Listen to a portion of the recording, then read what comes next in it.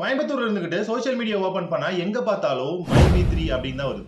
யாரா அவங்க அப்படின்னு பார்த்தா இவங்க ஆட்ஸ் பார்த்தா பணம் கொடுப்பாங்க அப்படின்னு சொல்றாங்க. ஆனா நிறைய பேர் இவங்க என்னன்னு சொல்றாங்க அப்படின்னு பாத்தீங்கன்னா இவங்க மல்டி லெவல் மார்க்கெட்டிங் பண்றாங்க. இன்னும் தெளிவா சொல்லணும் அப்படின்னா இவங்க ஒரு ஸ்கேம் பண்ணிட்டு இருக்காங்க அப்படின்னு சொல்றாங்க.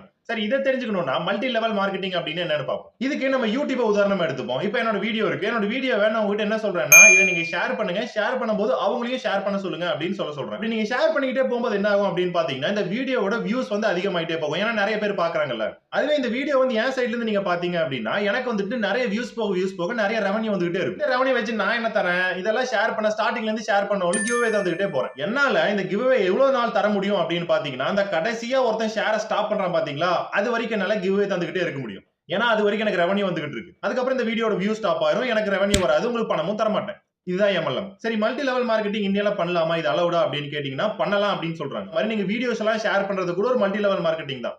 ஆனா அதுல பணத்தை உள்ள புகுத்தி அதுல மோசடி பண்றதுதான் தப்புன்னு சொல்றாங்க. இத ஆர்பிஐ 3 டைப் ஆஃப் பிரிக்கிறாங்க. முதல் டைப் பிரமிட் ஸ்கீம். எங்க பாத்தீங்க அப்படின்னாலும் இந்த எம்எல்எம் அப்படின்னு போட்டீங்கன்னா இந்த பிரமிட் ஸ்கீம் தான் வரும். ரெண்டாவது டைப் மணி சர்க்குலேஷன் ஸ்கீம். மணி சர்க்குலேஷன்ல சென்டரா ஒருத்தர் இருப்பாரு.